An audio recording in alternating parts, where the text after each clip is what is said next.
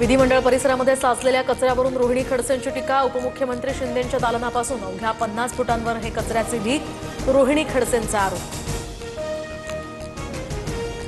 मराठी माणसाच्या घरांच्या मुद्द्यावरून विधान परिषदेमध्ये जोरदार खडाजंगी। अनिल परब यांच्याकडून गद्दार शब्दाचा वापर, तर बाहेर ये तुला दाखवतो शंभूराज देसाईंनी परबांना खडसावलं।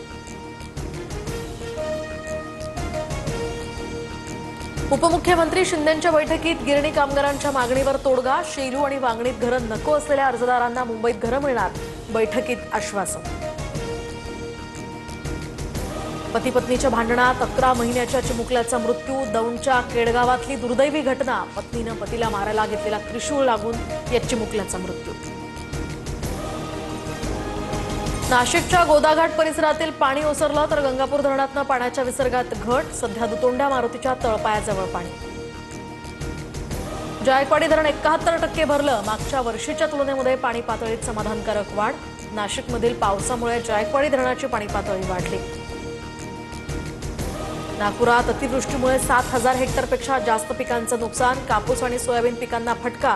प्राथमिक अंदाजानुसार शेतकऱ्यांचं जवळपास 400 कोटी रुपयांचं नुकसान। वैनगंगा नदीला पूर ओसरण्यात आता सुरुवात, तर पुरामुळे बंद असलेले गडचिरोली नागपूर राष्ट्रीय महामार्ग 2 तासात सुरू होणार। चामोर्शी आष्टी राष्ट्रीय महामार्ग संध्याकाळपर्यंत सुरू होण्याची शक्यता।